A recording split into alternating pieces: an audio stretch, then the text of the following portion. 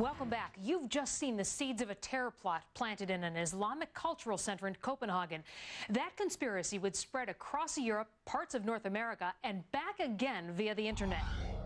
Even more than his lectures, Abu Ahmed's efforts were finding a far wider audience on the internet with what is known as Pel Talk, one of the numerous chat rooms that bring together people of similar interests. In this case, the interests were the most aggressive forms of jihad against the West.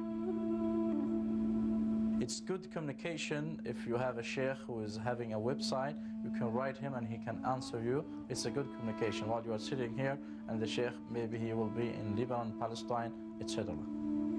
Websites like these are Salafist from one of the most anti-Western strains of Islam. It was through chat rooms like Pel Talk that an informal network took shape, linking together the young Muslims from Denmark and Sweden, whom it was claimed by police shared an interest in armed jihad.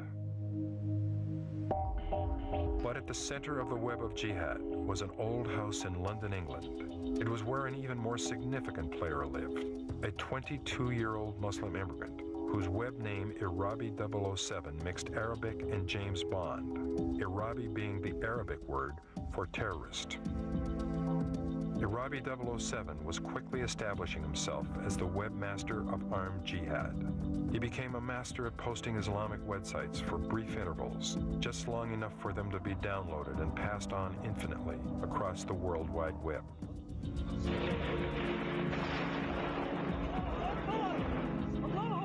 There were such web postings as the jihadist top 10 moments of death for the American troops in Iraq.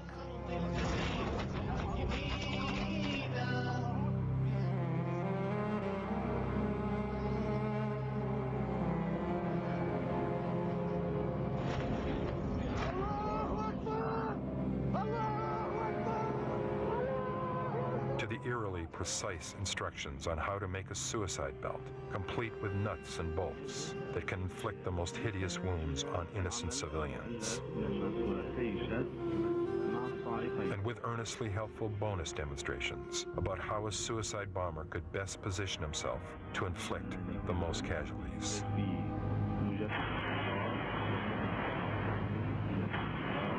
The internet was becoming the instruction manual for the Islamists.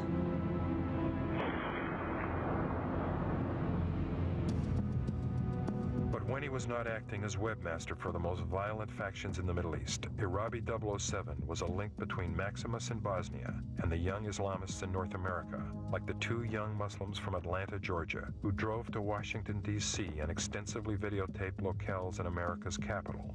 A seemingly harmless enough activity, harmless until the videotape turned up under the bed of Irabi 007 when he was arrested in London, England.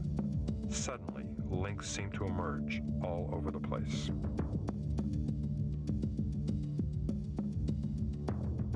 And one of the most disturbing of these links occurred when the two men from Atlanta who had made the videotape in Washington drove further north to Toronto, Canada, and met with young Canadian Muslims who were soon to make headlines of their own. Coming up next, what you didn't know about that big Toronto terror plot. And later, a young Muslim comes under the spell of a hate-filled radical imam. His family is shocked. Folks, it is heartbreaking.